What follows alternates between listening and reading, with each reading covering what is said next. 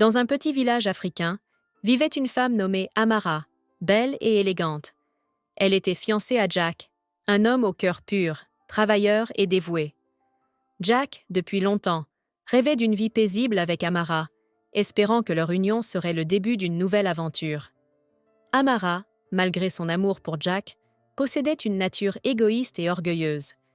Elle traitait mal Mathilda, leur servante, une femme humble, loyale et d'une grande douceur.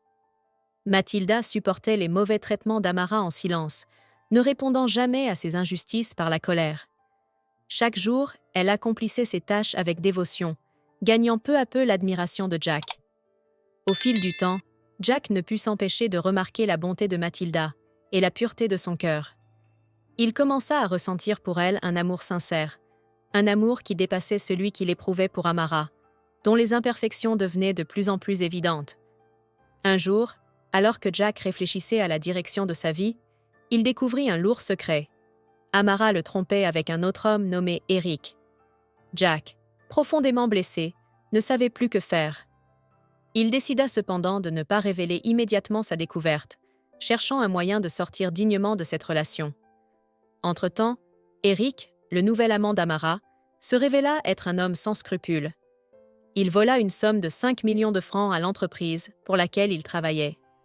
L'entreprise, cependant, n'était autre que celle de Mathilda, que cette dernière avait héritée après des années de travail acharné et de sacrifices silencieux. Eric disparut sans laisser de traces, laissant Amara derrière lui pour faire face aux conséquences. Lorsque les autorités vinrent enquêter, ne trouvant pas Eric, elles décidèrent de poursuivre Amara, la complice supposée de son crime. C'est à ce moment qu'Amara découvrit avec stupéfaction que l'entreprise qu'elle avait négligée et méprisée, dans son arrogance, appartenait à Mathilda, l'ancienne servante qu'elle avait si maltraitée.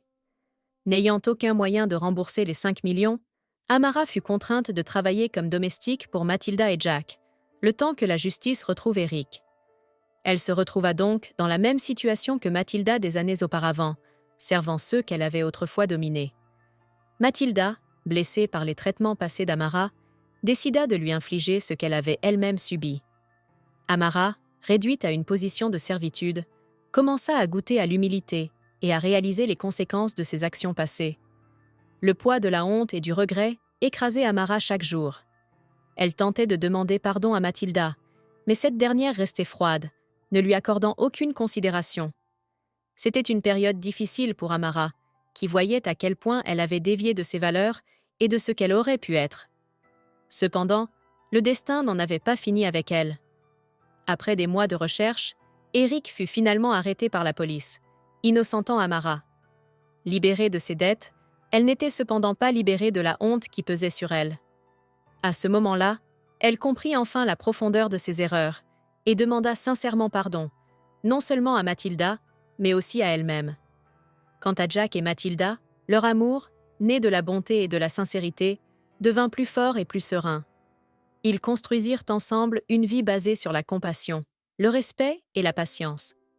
Mathilda, après avoir vu le changement d'Amara, finit par lui accorder son pardon, mais ce fut un long chemin vers la rédemption pour Amara, qui dut réapprendre à vivre avec humilité.